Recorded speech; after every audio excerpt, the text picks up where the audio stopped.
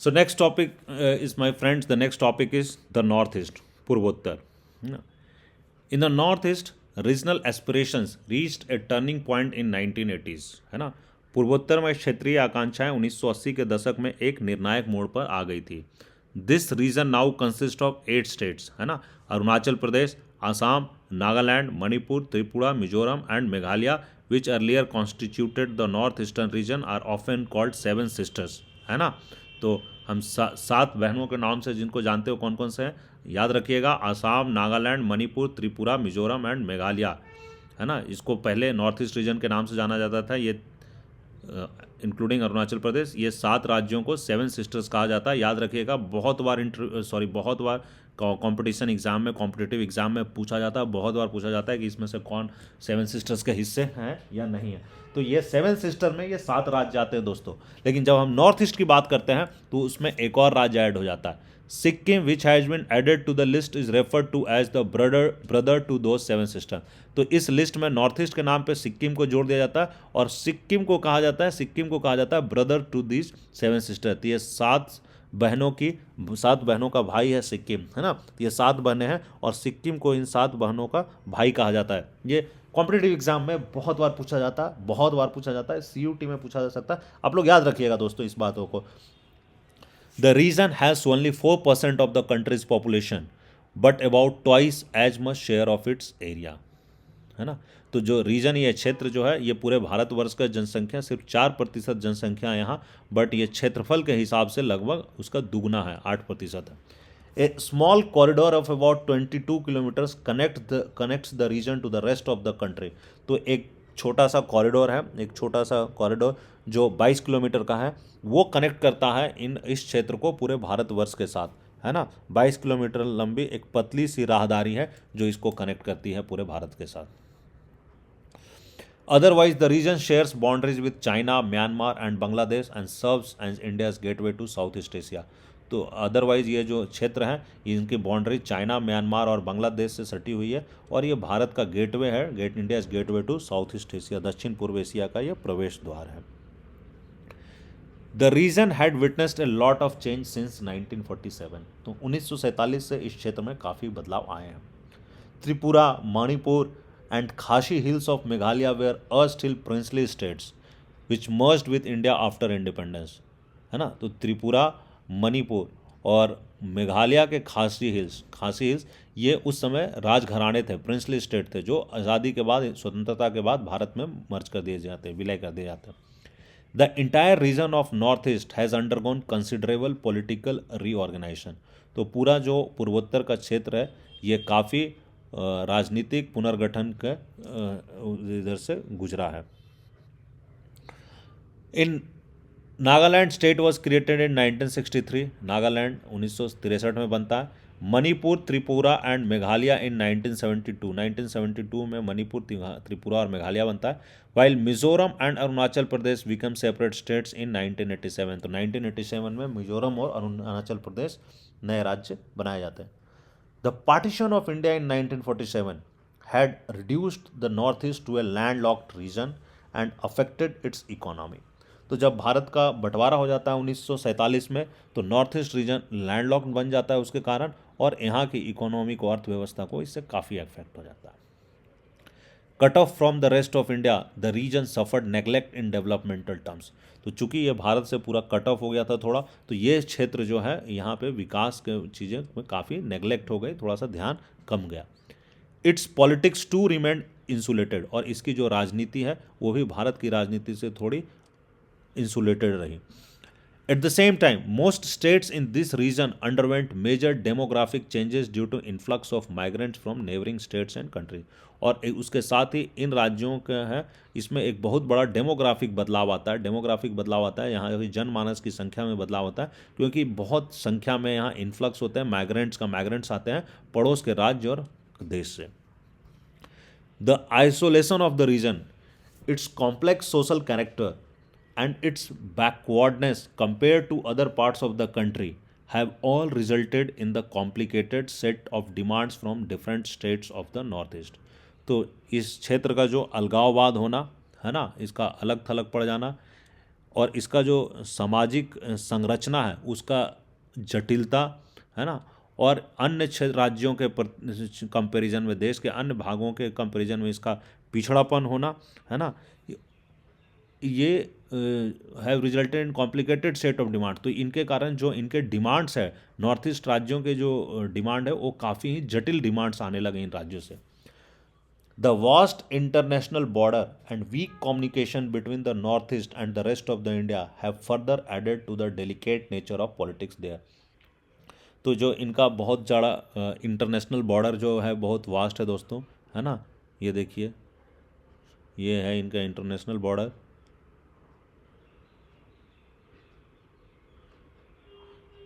बांग्लादेश, इधर चाइना, इधर भूटान, है ना, ईटानगर। सो द इतना इंटरनेशनल बॉर्डर और इनका भारत से, मेन भारत से जो वीक कम्युनिकेशन है ना, इस कारण से ये जो नेचर ऑफ पॉलिटिक्स है ना इसमें, और ये जो डेलिकेट नेचर ऑफ पॉलिटिक्स है इसमें और प्रॉब्लम्स को ऐड किया है। So the 3 issues dominate the politics of north east, है ना। तो जो नॉर्थ ईस्ट है इसकी राजनीति की 3 मुद्दे इनको डोमिनेट करते हैं। पहला, डिमांड्स फॉर ऑटोनॉमी, इनका स्वायत्ता का डिमांड, है ना। दूसरा मुद्दा है मूवमेंट्स फॉर सेसेशन, अलगाववादी, अलग होने का जो मूवमेंट है, आंदोलन है ना, इन भारत से अलग होने का आंदोलन। एंड अपोजिशन टू आउटसाइडर्स, और जो बाहर के लोग हैं उनका विरोध करना, जो आउटसाइडर्स यहाँ आ रहे हैं उनका विरोध करना। So major initiatives on the first issue in the 1970s set the stage for some dramatic developments on the second and third in the 1980s। तो पहले मुद्दे जो 1970 के दशक में जो पहले मुद्दे सेट हुए हैं, इस पे जो पहल कदमियाँ हुई, है ना, ये स्टेज सेट कर देता है कि जो दूसरे और तीसरे मुद्दे जो 1980s में आते हैं उसका नाटकीय मोड़ लाने में ये स्टेज सेट कर देता है। So the first is demands for autonomy, स्वायत्ता की मांग। At independence, the entire region except Manipur and Tripura comprised the state of Assam। तो स्वतंत्रता के समय पूरा क्षेत्र जो है सिर्फ मणिपुर और त्रिपुरा को छोड़कर, है ना, पूरा स्टेट ऑफ आसाम था। Demands for political autonomy arose when the non-Assamese felt that the Assam government was imposing Assamese language on them।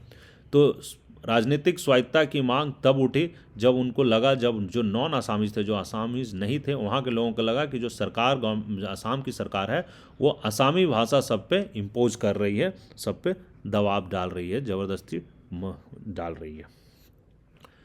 There were opposition and protest riots throughout the state. तो पूरे राज्य में इसका विरोध हुआ और protest में थोड़े दंगे भी हो गए। Leaders of the major tribal communities wanted to separate from Assam. तो जो प्रमुख जनजातीय कम्युनिटी के जो लीडर्स थे, नेतागण थे, वो आसाम से अलग होना चाहते थे। They formed the Eastern India Tribal Union which later transformed into a more comprehensive All Party Hill Leaders Conference in 1960। तो उन्होंने ईस्टर्न इंडिया ट्राइबल यूनियन बना लिया, है ना, और जो बाद में ट्रांसफॉर्म हो गया ऑल पार्टी हिल कॉन्फ्रेंस 1960 में, ऑल पार्टी हिल कॉन्फ्रेंस में ये बन गया। So they demanded tribal state to be carved out of Assam. तो इन्होंने सबसे पहले बोला कि एक ट्राइबल स्टेट, एक जनजातियों का, आदिवासियों का एक स्टेट निकाला जाए, आसाम के अंदर से बाहर कर दिया जाए। Finally instead of 1 tribal state, है ना, 7 states got carved out of Assam. तो एक की मांग थी, धीरे धीरे ये मांग बढ़ी और एक के बदले 7 tribal state have been carved out of Assam। At different points of time, the central government had to create Meghalaya, Mizoram and Arunachal Pradesh out of Assam। Tripura and Manipur were upgraded into states too। तो अलग अलग समय पे आसाम से मेघालय निकला, मिज़ोरम निकला, अरुणाचल प्रदेश निकला, है ना, 3 ये निकले आसाम से, और आसाम एक खुद ही था, तो चौथा आसाम हो गया।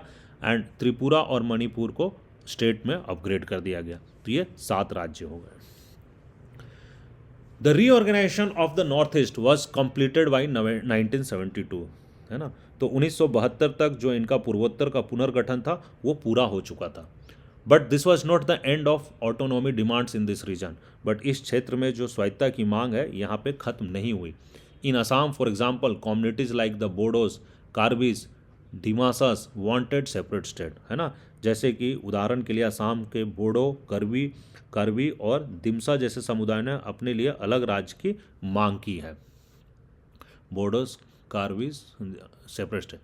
They worked for this demand by mobilizing public opinion and popular movement as well as through insurgency, है ना।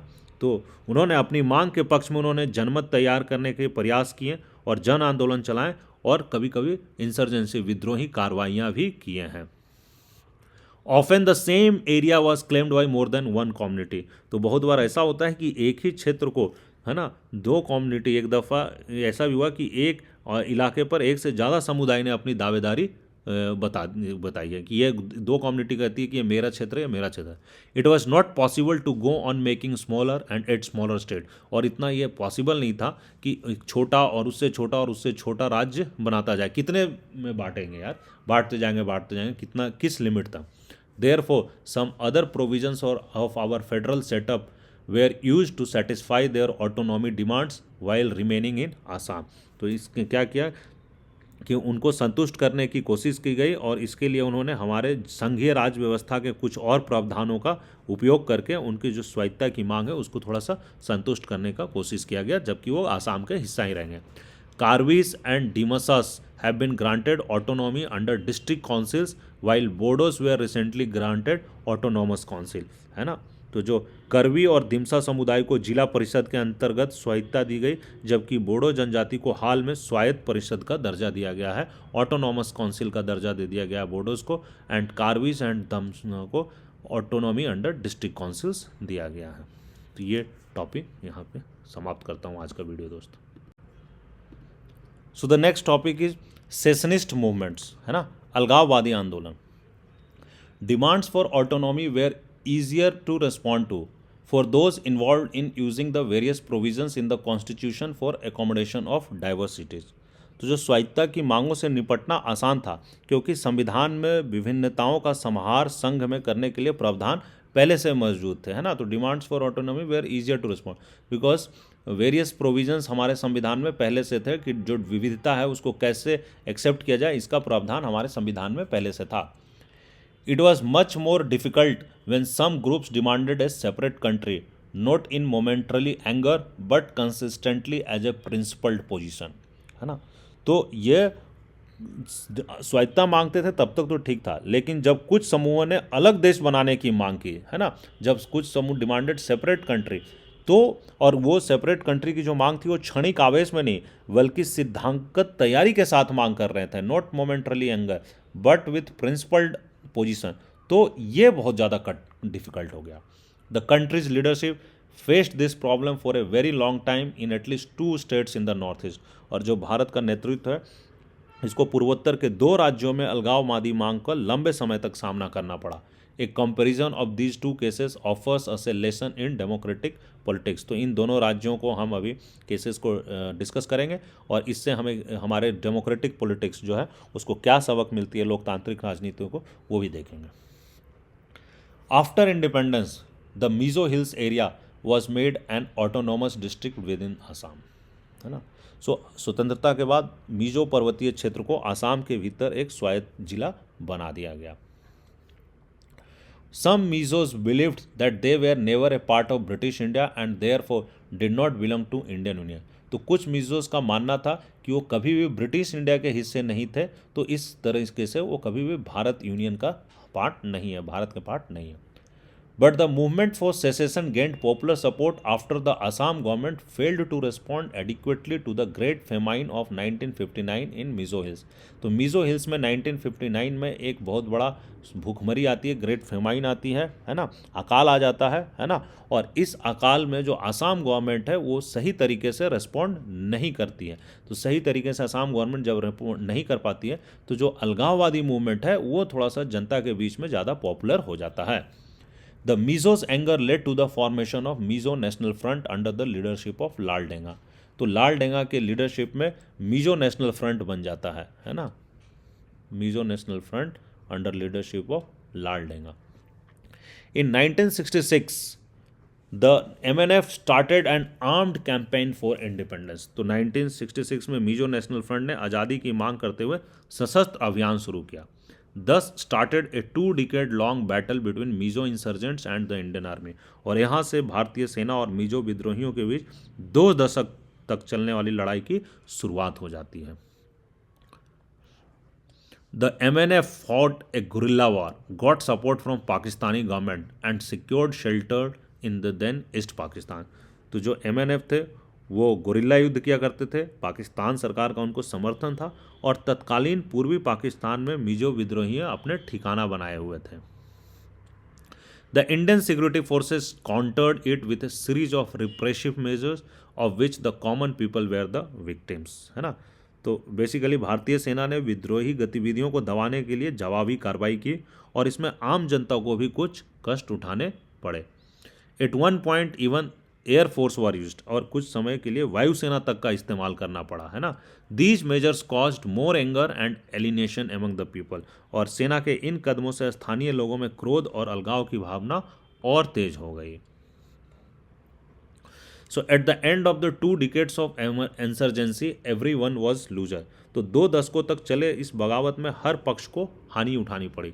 This is where maturity of the political leadership at the both ends made a difference, है ना। तो यहाँ इसी बात को भाव कर दोनों पक्ष के नेतृत्व ने समझदारी से काम लिया। Laldenga came back from exile in Pakistan and started negotiations with the Indian government, है ना। तो पाकिस्तान से निर्वासित जीवन जी रहे लाल डेंगा भारत आए और उन्होंने भारत सरकार के साथ बातचीत शुरू कर दी। Rajiv Gandhi steered this negotiations to a positive conclusion, है ना, और राजीव गांधी इस बातचीत को एक सकारात्मक समाधान तक पहुंचाया। In 1986 a peace agreement was signed between Rajiv Gandhi and Laldenga. तो 1986 में एक शांति समझौता साइन किया गया राजीव गांधी और लाल डेंगा के बीच में।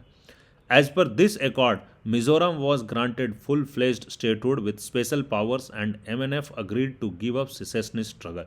तो इस समझौते के तहत मिजोरम को एक पूर्ण राज्य का दर्जा दे दिया गया और कुछ स्पेशल शक्तियां दी गई और MNF इसके साथ अग्री कर गया कि वो भारत से अलग होने वाली जो अलगाववादी स्ट्रगल है उसको समाप्त कर देगा। Laldenga took over as the chief minister. तो लाल डेंगा वहाँ के मिजोरम के चीफ मिनिस्टर, मुख्यमंत्री बन जाते हैं। This accord proved A turning point in the history of Mizoram. और ये जो एकॉर्ड है, समझौता है, ये मिजोरम के इतिहास में एक बदलाव का क्षण था। Mizoram is one of the most peaceful places in the region and has taken big strides in the literacy and development. और मिजोरम एक बहुत ही शांतिपूर्ण जगह बन गया है ना। उस क्षेत्र का सबसे आज के डेट में बहुत शांतिपूर्ण जगह है और इसने साक्षरता और विकास के रास्ते में बहुत बड़ा स्ट्राइड, बहुत बड़ा कदम ले चुका है। The story of Nagaland is similar to Mizoram. तो जो नागालैंड की कहानी है वो भी मिजोरम की तरह ही है, except that it started much earlier and has not yet had such a happy ending। कि ये भी उसी तरह का स्टोरी है बट ये उससे पहले स्टार्ट हुई, है ना। Except it started much earlier, और अभी तक इसका उस तरीके से एक हैप्पी एंडिंग नहीं हो पाया इस इशू का। लेड बाई अंगामी जापू फिजो, है ना, ए section of Nagas declared the independence from India way back in 1951, है ना। तो ये बेसिकली 1951 में ही इन्होंने एक सेक्शन आगामी जपू फिजो एक सेक्शन ऑफ नागाज, है ना, नागाज का एक सेक्शन, एक गुट भारत से आज़ादी घोषित कर देता है 1951 में ही, बहुत पहले। Phizo turn down many offers of negotiated settlement. और जो फिजो थे, है ना, आगामी जपू फिजो, ये बहुत सारे जो समझौते के ऑफर जाते हैं भारत से, इसको इसने टर्न डाउन कर दिया, मना कर दिया। The Naga national council launched N armed struggle for sovereignty of Nagas. तो जो नागा नेशनल काउंसिल है इसने एक आर्म्ड स्ट्रगल कर दिया, सशस्त्र संघर्ष कर दिया फॉर सोवरेंटी ऑफ नागा के संप्रभुता के लिए इसने एक आर्म्ड स्ट्रगल कर दिया। So after a period of violent insurgency a section of Nagas signed an agreement with the government of India but this was not acceptable to other rivals. तो काफ़ी वायलेंट इंसर्जेंसी होने के बाद, है ना, काफ़ी हिंसक विद्रोह के एक दौर के बाद नागा लोगों के एक तबके ने भारत सरकार के साथ समझौता साइन कर दिया। ए section of Nagas signed an agreement with an government of India, है ना, भारत के साथ एक समझौता दस्तखत किए, लेकिन अन्य विद्रोहियों को यह एक्सेप्टेबल नहीं है, ये this is not acceptable. So the problem in Nagaland still awaits A final resolution. तो जो नागालैंड का जो प्रॉब्लम है, इस समस्या का समाधान होना अभी भी बाकी है। Now the next is movements against outsiders, है ना, बाहरी लोगों के खिलाफ आंदोलन। The large section migration into northeast gave rise to special kind of problem that pitted the local communities against people who were seen as outsiders or migrants. जो large scale migration हुआ है ना नॉर्थ, तो north east में बहुत संख्या में बाहर से जो लोग आए, तो इससे एक अलग तरीके का एक स्पेशल खास किस्म का एक प्रॉब्लम हुआ। इससे क्या हुआ, जो लोकल कम्युनिटीज़ थी उनको बाहर के लोगों जो माइग्रेंट्स हैं उनके खिलाफ खड़ा कर दिया गया, है ना।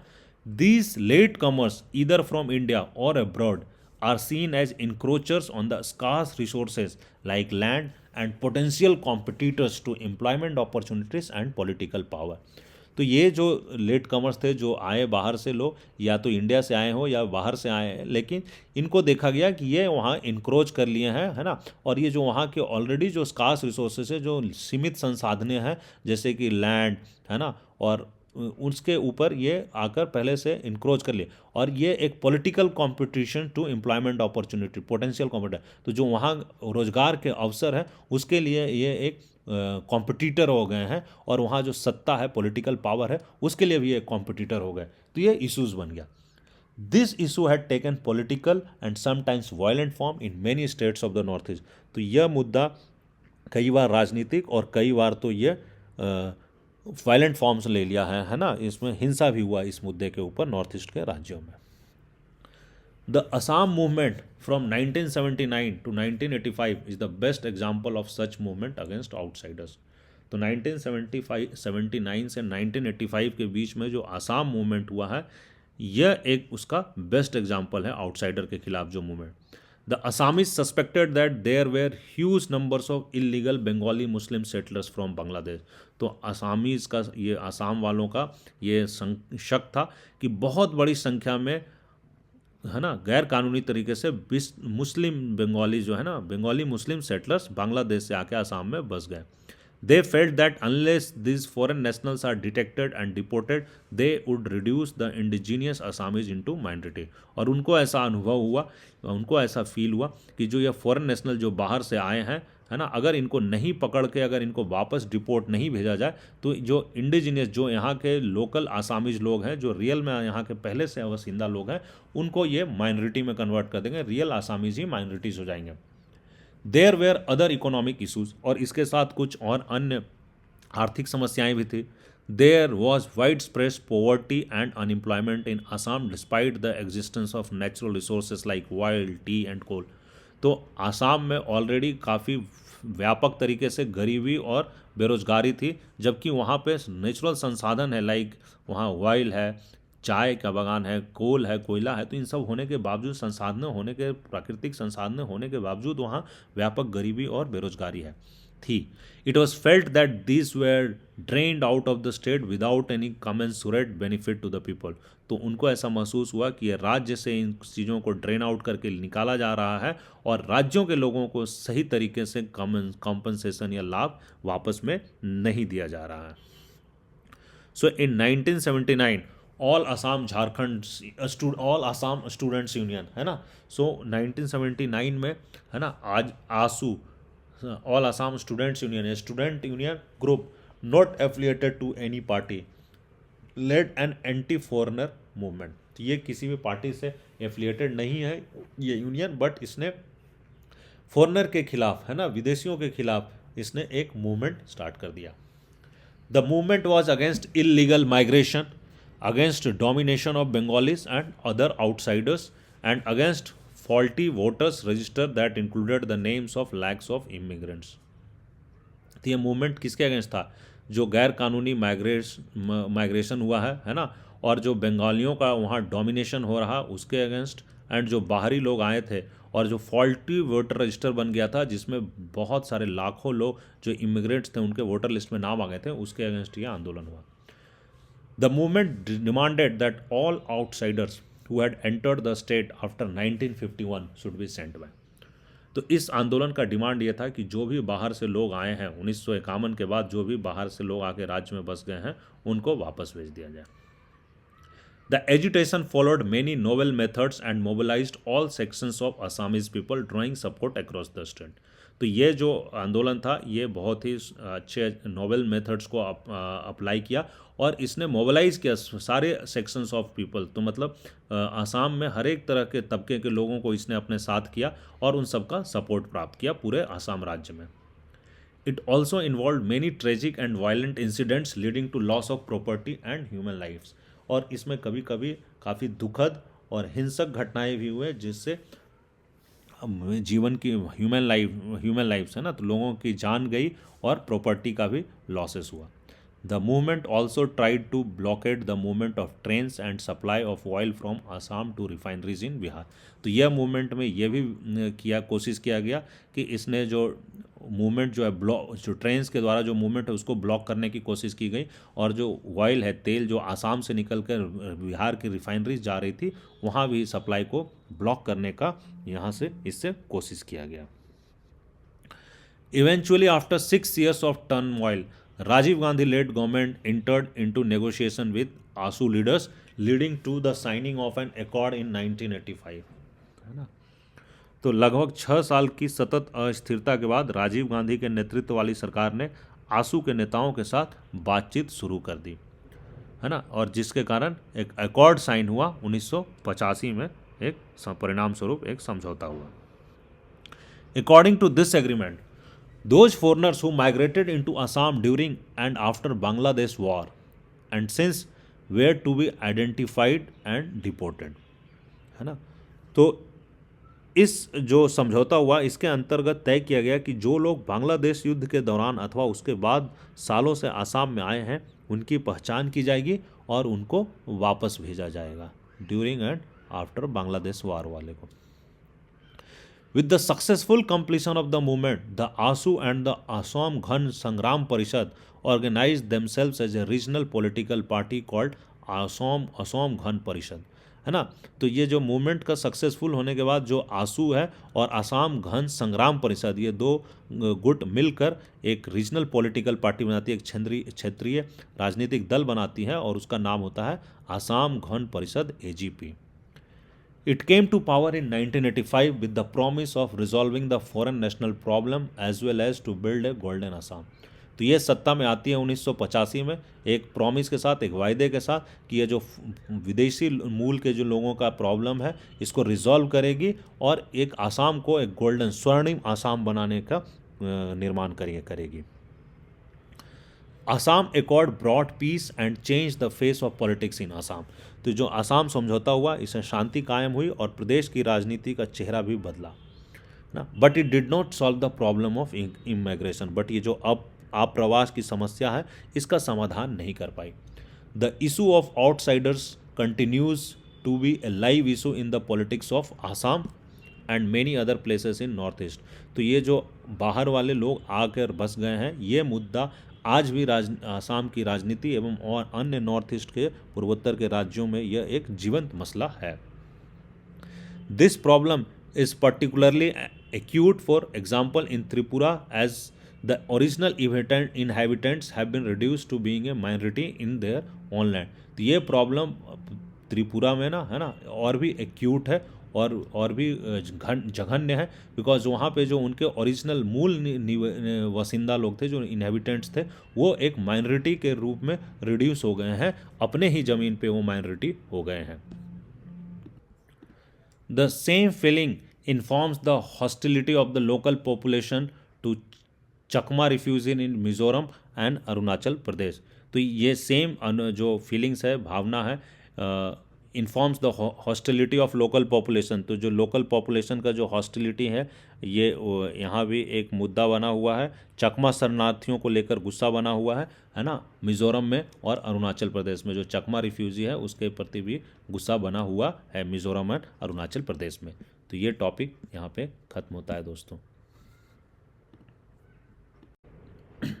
सो the next topic is my friends accommodation and national integration, है ना, समाहार और राष्ट्रीय अखंडता, समाहार और राष्ट्रीय अखंडता। These cases have shown us that even after 75 years of independence, some of the issues of national integration are not fully resolved, है ना। तो इन मामलों से जो अभी तक हमने पढ़ा उन मामलों से पता चलता है कि आज़ादी के 75 साल से ज़्यादा होने के बाद भी राष्ट्रीय अखंडता के कुछ मसलों का समाधान पूरी तरीके से नहीं हो पाया है.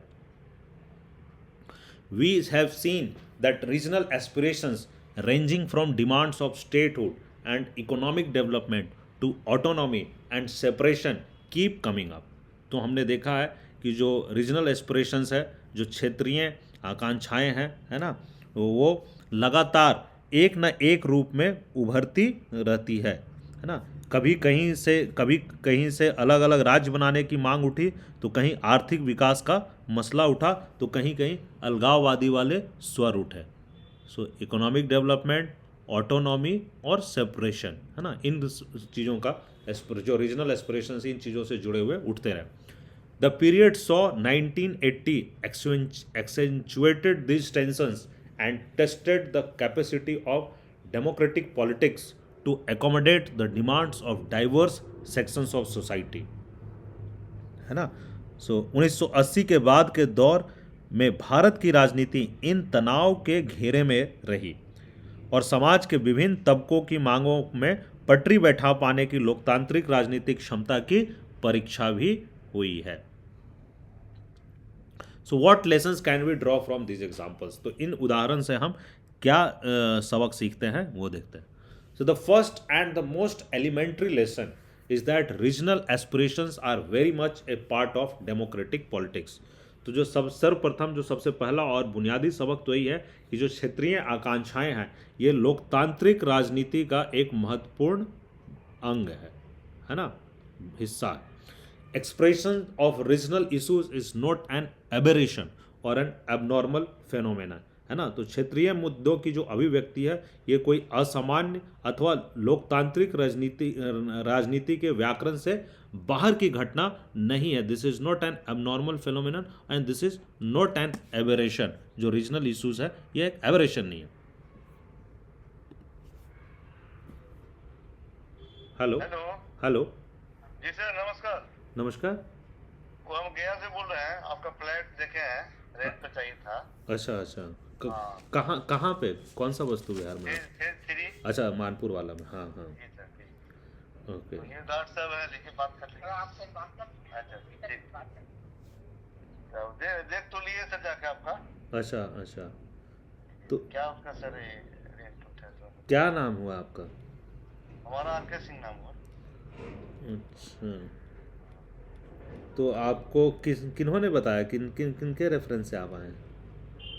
हमको जो है आपके बगल में चाबी दिए ना. हाँ हाँ हाँ हाँ. वही बताए. और गार्ड साहब जो यहाँ जो गार्ड साहब है ना यहाँ क्या सूर्यदेव पासवान जी. अच्छा अच्छा. कहाँ काम करते हैं, कहाँ के रहने वाले हैं सर? देखिए सर, हम तो गया के रहने वाले हैं. हमारे सिस्टर रहेगी, वो एक्साइज डिपार्टमेंट में. सिस्टर? हाँ, उनका पोस्टिंग हुआ है बजीरगंज. ओके. तो उसी क्षेत्र से ही रहेंगे, एक्साइज डिपार्टमेंट. तो ठीक है. तो यहाँ से. अच्छा, तो वो अपने परिवार बच्चों के साथ रहेगी? हाँ, परिवार फैमिली के साथ रहना है सर. अच्छा अच्छा. तो उनको भी बोलिएगा एक बार बात कर लेने के लिए. आप गया में कहाँ से बिलोंग करते हैं, किधर रहते हैं? हम गया में मलनपुर हम रहते हैं. ये किधर है मलनपुरा? मंगला गौरी जानते हैं? अच्छा, मंगला गौरी के पास. वहाँ अच्छा पे मेरा मकान है. अच्छा अच्छा. तो उनको भी एक बार बात करने बोल दीजिएगा. और देखिए वहाँ का रेंट सब तो कुछ हमें ही करना है सर. जैसे हमारे अपनी बहन हुई तो सब कुछ अब हम लोग सेट कर देंगे तो अपना वो सामान वहाँ से आ जाएगा. हाँ नहीं वो तो है, लेकिन फाइनल हो जाएगा. जो रह रहे हैं तो बना के भेज देंगे. हाँ, जो रह रहे हैं उनका भी थोड़ा एक बार होना जरूरी है ना कि वो तो है. बाकी रेंट का जिसम जो है फाइनल सब कर देंगे. और थोड़ी दूसरा का थोड़ी, मेरी अपनी सिस्टर तो उसमें कुछ दिक्कत नहीं है. शॉर्ट फैमिली है तो अपना चल जाएगा, अपना रहेंगे. ये भी है स्कूल में बगल में. तो लगाना है तो बताइए थोड़ा सा रेट क्या है. रेंट तो देखिए वहाँ 5,500 चल रहा है. बाउंड्री वाउंड्री भी मरवाए हैं हम इसीलिए. ठीक है. तो वही उसका किराया है वहाँ. पहले वाला कितना लगेगा? पहले वाला देखिए, पहले वाला क्या है, जो आज से 5 साल पहले हम 3,500 में लगाए थे. ठीक है, 5 साल पहले 3,500 में हम लगाए थे। ठीक है, और ये जो पिछले उसके बाद अभी तक 3 रेंटर हुए समय के साथ, फिर उसके बाद बढ़ा भी। ठीक है, तो अभी तो फ़िलहाल ये इनको हम थोड़ा ऑफ़र दे रखे थे, वो अलग बात थी क्योंकि उसमें बाउंड्री वाउंड्री भी कुछ नहीं था, और वो थोड़ा सा कुछ कुछ काम करवाना था उनसे। लेकिन अब तो सब कुछ वो सब करवाए हैं, पक्का उक्का हम यही सब इसी करवाए हैं, और यही है अभी। रूम का थोड़ा सा भी है उसमें, तो अभी थोड़ा सा पेंट पेंट बाकी काफी अंदर अंदर का भी देखे हालात।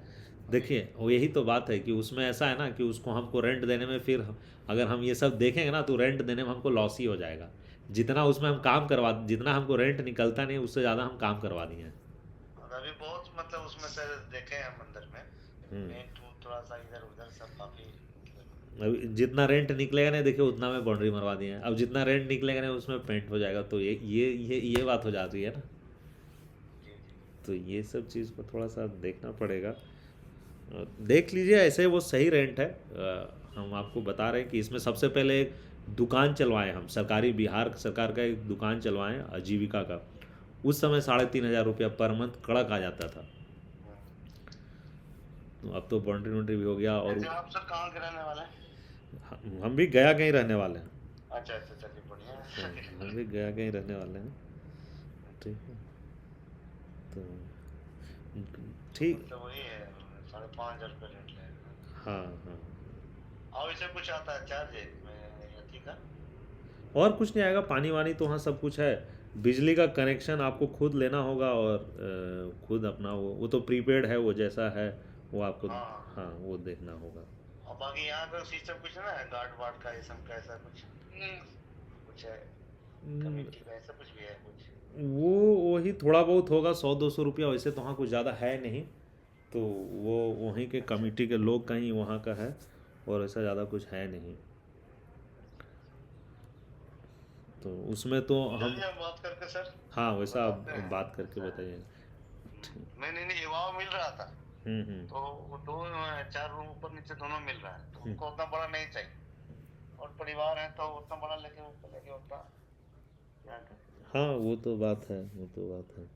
तो सेंट्रल एक्साइज में है हाँ मेरे, सर, एक्साइज में एक्साइज तो डिपार्टमेंट में। मेरे साड़ू भी वही है, इनकम टैक्स में कमिश्नर है।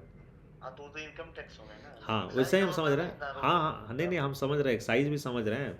मेरा एक बैचमेट है, वो भी एक्साइज में IRS है। अच्छा अच्छा। हाँ तो वो हाँ है तो मेरा एक बहुत बैचमेट। सुपर होगा तो। ऐसा गया में आप कहाँ रहते हैं?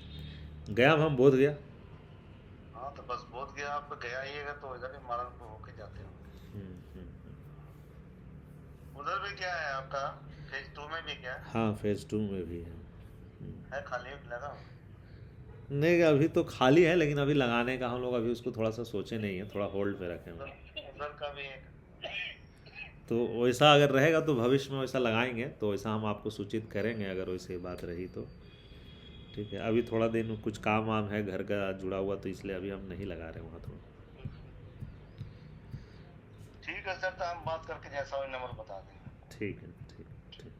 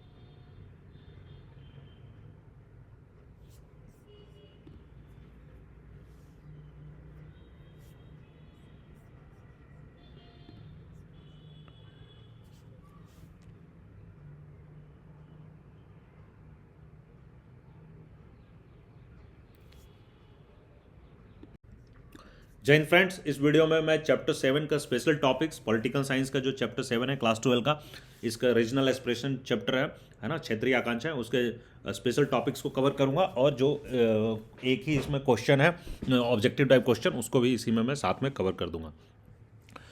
So the topic is Dravidian movement, है ना। यहाँ कुछ लिखा हुआ है साउथ इंडियन लैंग्वेज में, तो मैं उसको पढ़ देता हूँ। The north thrives even as the south decays, है ना।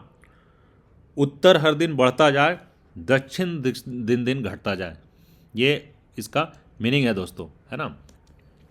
This popular slogan sums up the dominant sentiments of one of India's most effective regional movements, the Dravidian movement at one point of time. यह द्रविड़ आंदोलन के एक बेहद लोकप्रिय नारे का हिंदी रूपांतर है। यह आंदोलन भारत के क्षेत्रीय आंदोलनों में सबसे ताकतवर आंदोलन था, है ना। One of the most effective regional movement, Dravidian movement at one point of time. This was one of the first regional movements in Indian politics. ये भारत के राजनीति में, भारतीय राजनीति में यह आंदोलन क्षेत्रवादी भावनाओं का सर्वप्रथम और सबसे प्रथम अभिव्यक्ति, प्रबल अभिव्यक्ति था। Though some section of this movement had ambitions of creating a Dravida nation, the movement did not take to arms, है ना। हालांकि आंदोलन के नेतृत्व के एक हिस्से का आकांक्षा एक स्वतंत्र द्रविड़ राष्ट्र बनाने का था, एक द्रविड़ नेशन क्रिएट करने का था, बट इन्होंने कभी आर्म्स नहीं, उन्होंने सशस्त्र संघर्ष की राह कभी भी नहीं अपनाई। It used democratic means like public debates and the electoral platform to achieve its ends. तो इसने क्या किया, इसने बेसिकली सार्वजनिक बहसों और चुनावी मंचों का इस्तेमाल किया, इलेक्टोरल प्लेटफॉर्म्स का और पब्लिक डिबेट्स का। This strategy paid off as the movement acquired political power in the state and also become influential at the national level, है ना। तो इस तरीके से ये जो नेतृत्व ने अपने मांग बढ़ाने के लिए जो सार्वजनिक बहसों और चुनावी मंच का इस्तेमाल किया, ये इनको फ़ायदा पहुंचाया और इस कारण से इनका जो मूवमेंट है वो पॉलिटिकल पावर, राज्य में पॉलिटिकल पावर इसको प्राप्त हुआ, है ना। और ये नेशनल लेवल पे भी काफ़ी इन्फ्लुएंशियल हुआ। The Dravidian movement led to the formation of Dravida Kazhagam DK under the leadership of Tamil social reformer EV Ramaswamy Periyar, है ना। जो तमिल समाज सुधारक ईवी रामास्वामी, जिनको पेरियार के नाम से भी लोग जानते हैं, है ना, सोशल रिफॉर्मर्स थे तमिलनाडु के, तो इन्होंने द्रविडियन मूवमेंट को लीड किया और द्रविड़ कड़गम डीके करके इन्होंने राजनीतिक संगठन बनाया, है ना। The organisation strongly opposed the Brahmins dominance and affirmed regional pride against the political, economic and cultural domination of the north. तो यह संगठन ब्राह्मणों के वर्चस्व का विरोध करता था तथा उत्तरी भारत के राजनीतिक, आर्थिक और सांस्कृतिक प्रभुत्व, है ना, इसका वे विरोध करता था, नकारता था। और इसके साथ ही इसको नकारते हुए ये रीजनल प्राइड, है ना, क्षेत्रीय गौरव को सपोर्ट करता था, अफर्म करता था। Initially the Dravidian movement spoke in terms of the whole of south India, however lack of support from other states limited the movement to Tamil Nadu. तो प्रारंभ में जो द्रविड़ आंदोलन था ये समग्र दक्षिण भारतीय संदर्भ में अपनी बात रखता था, है ना, spoke in terms of whole of south India. However जब इसको सपोर्ट, समर्थन कम मिला दूसरे राज्यों से, तो यह मूवमेंट जो है वो मेनली तमिलनाडु तक सीमित रहा। The DK split and the political legacy of the movement was transferred to Dravida Munnetra Kazhagam, है ना। तो जो द्रविड़ कड़गम था ये टूट जाता है, दो धड़ों में बढ़ जाता है और आंदोलन की समूची राजनीतिक विरासत द्रविड़ मुनेत्र कड़गम डीएमके को चला जाता है। The DMK made its entry into politics with a three-pronged agitation in 1953-54। तो 1953-54 में DMK ने तीन सूत्री आंदोलन के साथ राजनीति में कदम रखा, three-pronged agitation। The first, it demanded the restoration of original name of Kallakudi railway station, which had been renamed Dalmiapuram after an industrial house from north, है ना। तो पहले की बात क्या थी, कल्लाकुड़ी रेलवे स्टेशन, है ना, यह नाम का एक रेलवे स्टेशन था जिसका नया नाम रख दिया गया था डालमियापुरम, क्योंकि जिसको निरस्त कर दिया गया, है ना, और स्टेशन का मूल नाम बहाल किया जाए, क्योंकि डालमियापुरम जो है एक इंडस्ट्रियल, नॉर्थ से एक इंडस्ट्रियल हाउस है डालमिया, उसके आधार पर रखा गया था, तो इसको निरस्त करने का फर्स्ट डिमांड था। दूसरा, this demand brought out its opposition to the north Indian economic and cultural symbols. तो यह संगठन जो है, संगठन की यह मांग उत्तर भारतीय आर्थिक आर्थिक प्रतीकों के प्रति उनके विरोध को प्रकट करती थी कि है ना, जो north Indian economic cultural and symbols है उसके अपोजिशन को यह प्रकट करती थी। Second agitation was for giving Tamil cultural history greater importance in school करिकुला। तो दूसरी मांग इस बात को लेकर थी कि जो स्कूली पाठ्यक्रम है उसमें तमिल संस्कृति के इतिहास को ज़्यादा महत्व दिया जाए।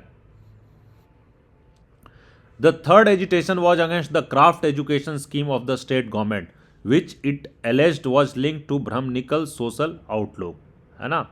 तो संगठन की तीसरी मांग राज्य सरकार के शिल्पकर्म शिक्षा कार्यक्रम को लेकर थी, है ना, against the craft education scheme of the state government. तो स्टेट गवर्नमेंट के जो क्राफ्ट एजुकेशन शिल्पकर्म क्रम थे उसके खिलाफ ये मांग थी, क्योंकि ये लिंक था, ये ऐसा आरोप था कि ये लिंक है ब्राह्मणिकल सोसाइटी का जो आउटलुक है ना, जो ब्राह्मणवादी दृष्टिकोण को बढ़ावा देती है, ये इसके आधार पर थी। So it also agitated against making Hindi the countries official language, और ये हिंदी को देश का राजभाषा देने के दर्जा के खिलाफ भी थी। The success of anti Hindi agitation of 1965 added to DMK's popularity. तो 1965 में हिंदी विरोधी आंदोलन की जो सफलता है ये डीएमके को जनता के बीच और भी लोकप्रिय बना देती है। Sustained political agitation brought the DMK to power in the assembly election of 1967। तो राजनीतिक आंदोलनों के एक लंबे सिलसिले के बाद डीएमके को 1967 में राज्य स्तर पर सत्ता में सफलता मिल जाती है। Since then Dravidian parties have dominated the politics of Tamil Nadu. तब से जो तमिलनाडु की जो राजनीति है उसमें जो द्रविडियन पार्टीज है उसका ही वर्चस्व रहा है। Though the DMK split after the death of its leader C. Annadurai, the influence of Dravidian parties in Tamil politics actually increased। तो तमिल डीएमके के एक लीडर थे सी अन्नादुरई, इनके डेथ के बाद डीएमके पार्टी में स्प्लिट हो गई, बट उसके बावजूद जो तमिलनाडु में द्रविडियन पार्टीज का इन्फ्लुएंस एक्चुअली में वर्चस्व जो है बढ़ा है। After the split there were two parties, the DMK and the All India Anna DMK, है ना। तो इसके बाद दो पार्टीज में बट गई, एक डीएमके और दूसरा AIADMK, that claimed Dravidian legacy. तो ये इनके द्रविडियन जो लेगेसी है उसका ये अपने आप को हकदार मानती है, इस द्रविडियन विरासत का। Both this parties have dominated politics in Tamil Nadu for last 4 decades. तो ये दोनों पार्टियां जो तमिलनाडु की राजनीति है उसमें पिछले 40 सालों से, लास्ट 4 दशकों से ये अपना दबदबा कायम किए हुए हैं। Since 1996, one of these parties have been a part of the ruling coalition at center। तो 1996 से इन दोनों में से एक पार्टी ही जो सत्ता में रहती है, रूलिंग कोalition का, वो सेंटर में, जो सेंटर में रूलिंग कोalition रहती है उसका एक हिस्सा रही है। इन 1990s many other parties have emerged। 1990 के बाद और भी बहुत सारी पार्टियां इमर्ज हो गई हैं। दिस इंक्लूड MDMK, है ना, इसमें कुछ पार्टियां और भी आ गई जैसे कि MDMK, PMK, DMDK ना। All this parties have kept alive the issue of regional pride in the politics of Tamil Nadu. तो ये जो सारी पार्टियां हैं, है ना, ये जो रीजनल प्राइड है, क्षेत्रीय प्राइड है, तमिलनाडु के राजनीति में जो क्षेत्रीय गौरव है उस मुद्दे को इसने जीवंत रखा है, सबने अलाइव रखा है।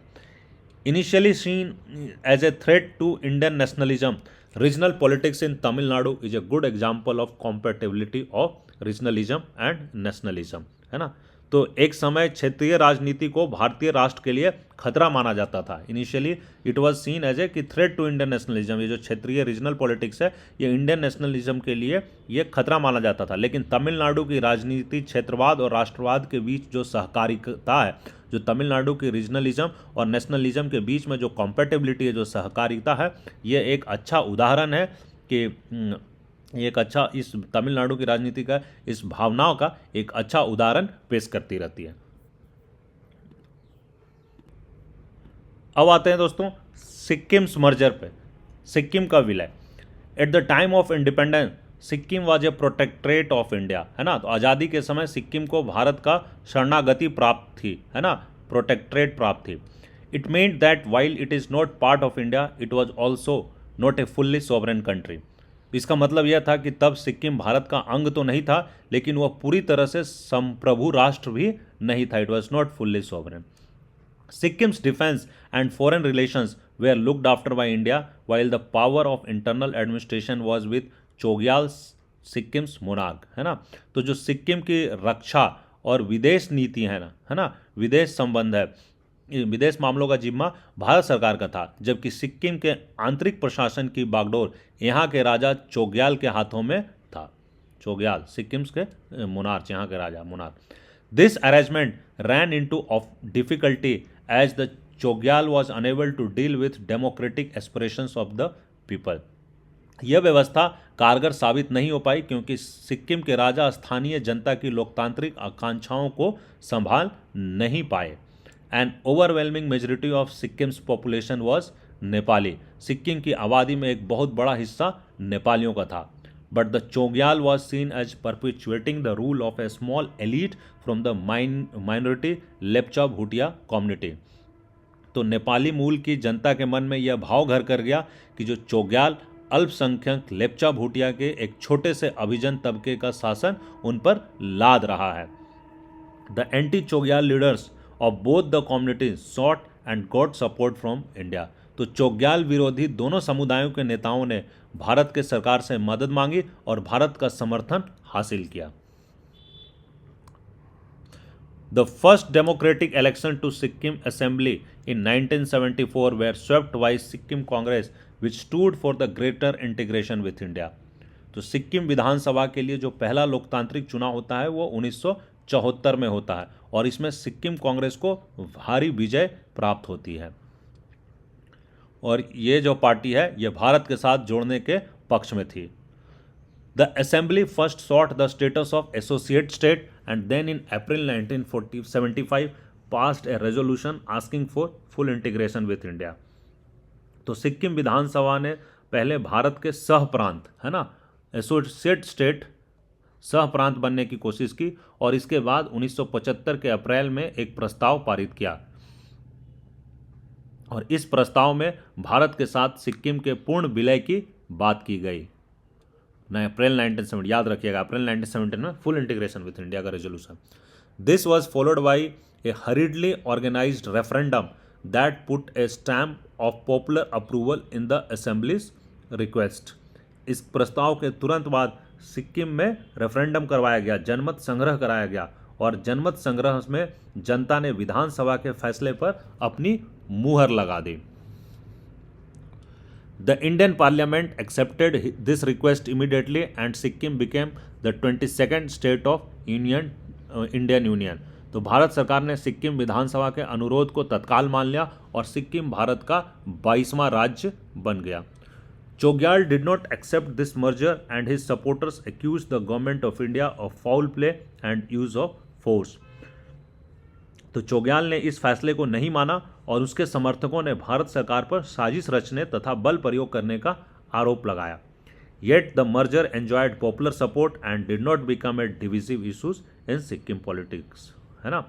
बहरहाल भारत संघ में सिक्किम को विलय को स्थानीय जनता का समर्थन हासिल था और इस कारण मामला सिक्किम की राजनीति में कोई भी विभेदकारी मुद्दा नहीं बन सका। अब आते हैं दोस्तों गोवाज लिबरेशन, है ना, गोवा की मुक्ति। Although the British empire in India came to an end in 1947, Portugal refused to withdraw from the territories of Goa, Diu and Daman which were under the colonial rule since the 16th century, है ना। तो हालांकि 1947 में भारत में अंग्रेजी साम्राज्य का खात्मा हो गया, लेकिन पुर्तगाल ने गोवा, दमन और दीव से अपना शासन हटाने से इनकार कर दिया, है ना। During their rule the Portuguese suppressed the people of Goa, denied them the civil rights and carried out forced religious conversions, है ना। तो बेसिकली अपने लंबे शासन काल में पुर्तगाल ने गोवा की जनता का दमन किया था। उसने यहाँ के लोगों को नागरिक अधिकारों से वंचित रखा, है ना, एंड इनको जबरदस्ती बलपूर्वक इनको रिलीजियस कन्वर्जन करवाया गया। So after the India's independence, the Indian government tried very patiently to persuade the Portuguese government to withdraw. तो आज़ादी के बाद भारत सरकार ने बड़े धैर्यपूर्वक पुर्तगाल को गोवा में अपना शासन हटाने पर रजामंद कराने का कोशिश किया गया। So there was a strong popular movement within Goa for freedom, और गोवा के अंदर ही, है ना, वो एक मूवमेंट चला, एक आंदोलन चला कि गोवा को भारत सरकार में गोवा को आज़ाद कर दिया जाए, गोवा को आज़ाद करने के लिए एक पॉपुलर मूवमेंट चला। They were strengthened by the socialist satyagrahis from the Maharashtra, तो जो महाराष्ट्र के समाजवादी सत्याग्रही थे इनको ने और बल प्रदान कर दिया। Finally in December 1961 the government of India sent the army which liberated this territories after barely 2 days of action, है ना। तो फाइनली क्या होता है, आखिरकार दिसंबर 1961 में भारत सरकार गोवा में अपनी सेना भेज देती है। 2 दिन की कार्रवाई के बाद भारतीय सेना ने गोवा को मुक्त करा दिया। गोवा, दमन and Diu became union territory, तो गोवा, दमन और दीव एक बन जाते हैं संघ शासित प्रदेश, बन जाते हैं संघ शासित प्रदेश, यूनियन टेरिटरी बन जाते हैं। अनदर कॉम्प्लिकेशन एरोज सून, तो जल्द ही एक और समस्या उठ खड़ी हुई। Led by Maharashtrawadi Gomantak Party, one section desired that Goa as a Marathi speaking area should merge with Maharashtra, तो Maharashtrawadi Gomantak party MGP party ने वो एक सेक्शन ऑफ गोवा, सो उससे इसके नेतृत्व में गोवा का एक दल, गोवा के एक गुट, गोवा के लोगों का एक गुट जो मराठी स्पीकिंग लोग थे, वो चाहते थे कि गोवा का महाराष्ट्र के साथ मर्जर हो जाए। However, many Goans were keen to retain a separate Goan identity and culture, particularly the Konkani language, तो बहुत सारे जो गोवा के लोग थे वो चाहते थे कि सेपरेट गोवन आइडेंटिटी अपना और सेपरेट गोवन कल्चर, है ना, इनका एक अपना पहचान और एक अपना संस्कृति स्वतंत्र अहमियत के साथ बनाए रखना चाहते थे, और ख़ास करके जो कोंकणी लैंग्वेज वाले थे। They were led by the united Goan party, तो ये यूजीपी यूनाइटेड गोवन पार्टी के द्वारा इनका नेतृत्व किया जा रहा था। In January 1967 the central government held a special opinion poll in Goa asking people to decide if they wanted to be part of Maharashtra और रिमेन सेपरेट, तो जनवरी 1967 में जो केंद्र सरकार है भारत की, वो एक ओपिनियन पोल करवाती है वहाँ के लोगों में, गोवा के लोगों से एक मत लिया जाता है ना, एक जनमत संरक्षण करवाया जाता है कि वहाँ के लोगों से पूछा जाता है कि वो महाराष्ट्र का हिस्सा रहना चाहते हैं या एक सेपरेट राज्य बने रहना चाहते हैं, एक अलग रहना चाहते हैं, या महाराष्ट्र में मर्ज होना चाहते हैं। A referendum like procedure was use to ascertain people's wishes on this issue, तो एक जनमत संग्रह जैसा एक तरीका अपनाया जाता है ताकि जनता के लोगों का, जनता की जो चाह है, विशेष है इस मुद्दे पे, जो उनके विश हैं उसको असर्टेन किया जा सके। The majority voted in favour of remaining outside the Maharashtra, तो जो बहुमत है वो आ जाता है कि जो बहुमत लोग महाराष्ट्र से बाहर रहना चाहते हैं, गोवा को मर्ज नहीं करने देना चाहते हैं महाराष्ट्र में, मेजॉरिटी का ये चाहत था। 10 Goa continued as union territory, तो इस कारण से गोवा एक केंद्र शासित प्रदेश की तरह, संघ शासित प्रदेश की तरह, यूनियन टेरिटरी की तरह कंटिन्यू करता है। और finally in 1987 Goa become a state in the Indian union, और फाइनली 1987 में जाकर गोवा भारतीय संघ का एक राज्य बन जाता है दोस्तों। तो ये चैप्टर अब समाप्त हो गया दोस्तों। अब इस चैप्टर को हमने हर तरीके से कवर कर लिया। द ओनली थिंग, इसमें सिर्फ एक ही क्वेश्चन है, तो एक ही क्वेश्चन है ऑब्जेक्टिव टाइप, तो इस क्वेश्चन के लिए मैं अलग से वीडियो नहीं बना रहा हूँ, एक क्वेश्चन के लिए मैं वीडियो नहीं बना रहा हूँ, इसी वीडियो में इस क्वेश्चन को भी मैं कवर कर दे रहा हूँ। ये क्वेश्चन आपके थोड़े बहुत कुछ कॉन्सेप्ट्स को क्लियर करेगा और ये चेक करेगा कि आपने क्या क्या अभी तक पढ़ाई किया। सो क्वेश्चन नंबर 1 है मैच द फॉलोइंग, है ना। तो ए में नेचर ऑफ रीजनल एस्पिरेशंस, क्षेत्रीय आकांक्षाओं की प्रकृति लिखी हुई है, और बी में कुछ राज्य लिखे हुए हैं, स्टेट्स लिखे हुए हैं, तो इनको हमको मैच कराना है। तो देखते हैं इन क्या क्या है जो नेचर ऑफ रीजनल एस्पिरेशंस में क्या क्या है।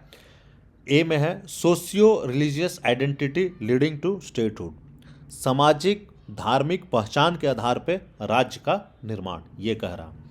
बी कहता है linguistic identity and tensions with centre, भाषाई पहचान और केंद्र के साथ तनाव। सी कहता है regional imbalance leading to demand for statehood, तो क्षेत्रीय असंतुलन के फलस्वरूप राज्य का निर्माण।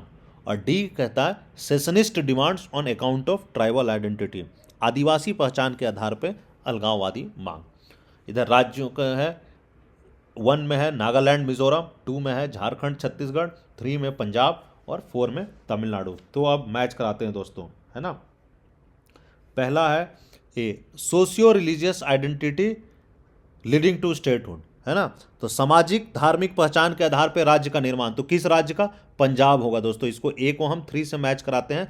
पंजाब का जो निर्माण है वो सामाजिक और धार्मिक आइडेंटिटी के आधार पे ये बनाया जाता है। सोशियो रिलीजियस आइडेंटिटी के आधार पे ये स्टेटहुड दिया गया है पंजाब को।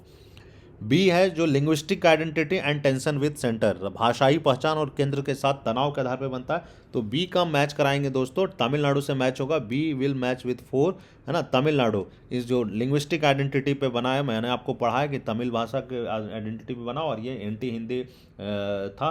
तो ये भाषाई आधार पे और केंद्र के साथ टेंशन के आधार पे हिंदी को राजभाषा नहीं, ऑफिशियल राजभाषा नहीं बनाने देना चाहते। इस आधार पे तमिलनाडु को हम इससे लिंक करेंगे। Regional imbalance leading to demand for statehood, तो regional imbalance leading to demand to statehood, है ना। क्षेत्रीय असंतुलन के फलस्वरूप जो राज्य का निर्माण हुआ है दोस्तों, इसमें झारखंड और छत्तीसगढ़ आते हैं। झारखंड बिहार का हिस्सा था, लेकिन सारी खनिज संपदा ज़्यादातर झारखंड में थी, बट ऐसा माना जा रहा था कि विकास जो है बिहार का ज़्यादा हो रहा और झारखंड क्षेत्र का नहीं हो रहा था। तो इस रीजनल इम्बैलेंस के कारण झारखंड बिहार से अलग हुआ। सिमिलर कॉन्सेप्ट छत्तीसगढ़ में था। छत्तीसगढ़ भी ये खनिज संपदा से भरा हुआ क्षेत्र है, बट उनको ऐसा लग रहा था कि उनका विकास नहीं हो रहा और मध्य प्रदेश के जो अन्य क्षेत्र हैं वहाँ ही विकास जा रहा। तो उन्होंने इस रीजनल इम्बैलेंस के आधार पे इन्होंने स्टेटहुड मांगा, और छत्तीसगढ़ मध्य प्रदेश से अलग होता है। दोनों झारखंड और छत्तीसगढ़ साल 2000 में अलग होते हैं। Secessionist demands on account of tribal identity, tribal identity के आधार पे अलगाववादी मांग, ये कहाँ है दोस्तों? ये नागालैंड और मिजोरम में हुआ। सेशनिस्ट अलगाववादी पहचान के आधार पे तब नागालैंड और मिजोरम में मांग होता है दोस्तों। तो ये चारों आपको मैच करा दिया गया, एक ही क्वेश्चन है इसमें। तो ये मैंने कंप्लीट कर दिया दोस्तों, ये चैप्टर आपका कंप्लीट हो गया। जय हिंद, जय भारत।